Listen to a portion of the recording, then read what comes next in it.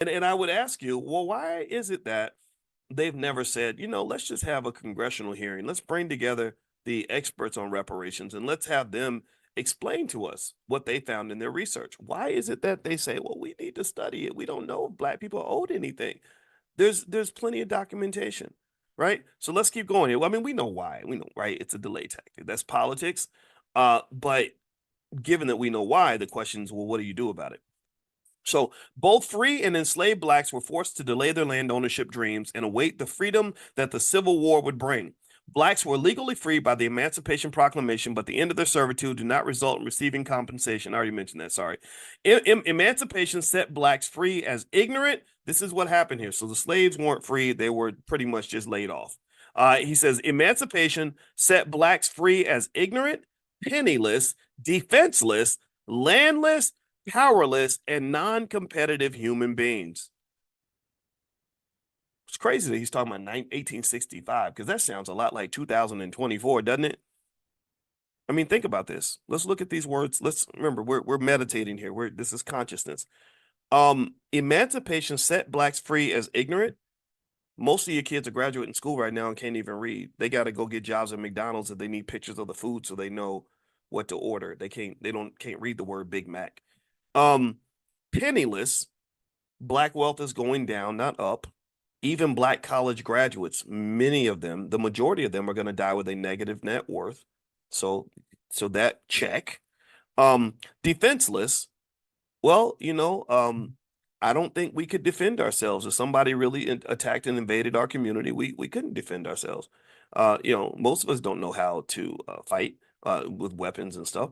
Landless, we don't have a lot of land, but we own like Range Rovers and Cadillacs and stuff.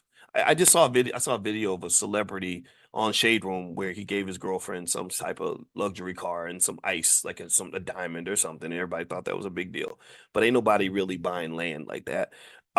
Powerless, and non-competitive human beings. So this isn't much. I mean, not much has really changed. I mean, because the opposite of ignorant is highly educated, highly intelligent.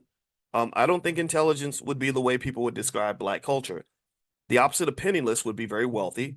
Remember, our wealth is going down, not up, so we ain't wealthy. Defenseless means strong and able to defend yourself. We talked about that.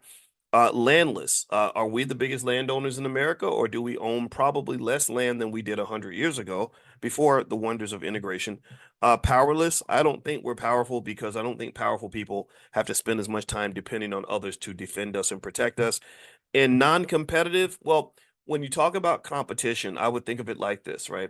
If Google is deciding what engineers they're going to hire that are going to help us compete with China in the race for AI, they're probably not going to come to the black community first, right? They're not. Don't get me wrong. We got some brilliant black people out here, but if you go to a Google Office party and or see a team photo of their advanced super intelligence AI team, it's probably doesn't have a lot of African Americans in it. There might be an African in there, maybe a Jamaican or something, but ain't too many African Americans in there. Now, if you go to their Christmas party and you see which rapper they picked to perform at the Christmas party, it's probably a black person or maybe like the servants in the kitchen or something like that. So we're not really seen as competitive when it comes to high skilled sorts of areas.